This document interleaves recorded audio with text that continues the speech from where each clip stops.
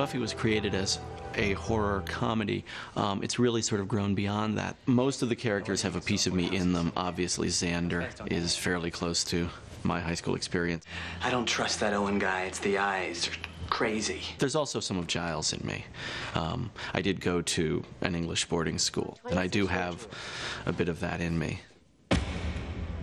I wanted Giles in the show because you want that British character who's sort of a classic horror movie staple. Someone, you know, who says, "The vampires are coming, and the Book of Thoth will tell us how to fight them." I make allowances for your youth, but I expect a certain amount of responsibility, and instead of which you enslave yourself to this cult.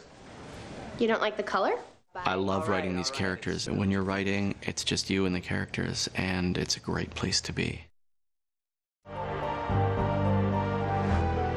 The Witch episode was the first non-vampire story that we wrote, and so it was kind of a statement of principle. There's going to be other monsters and other villains.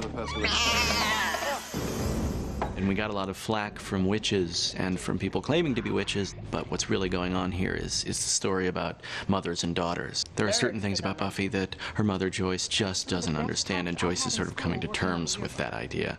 Oh, this just in. I'm not you.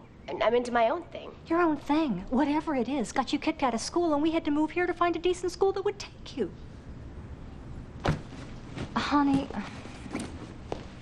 Cheerleaders are the great icon of popularity. That's why Buffy was one in the movie, and that's why she wanted to be one again in school. But Buffy, I think, finds it's a little more complicated being a cheerleader in Sunnydale than it is anywhere else. We better get her out of there. Yeah, before she hurts someone. The episode was very important to me because David Greenwalt, my co-exec, and I wrote the story together. Release the unworthy.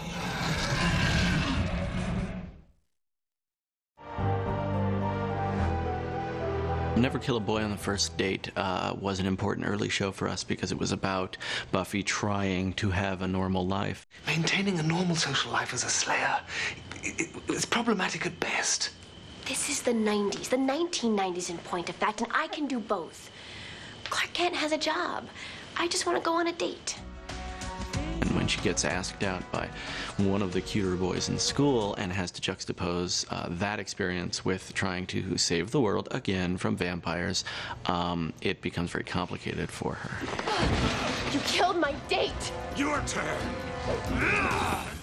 Xander has a terrible crush on Buffy.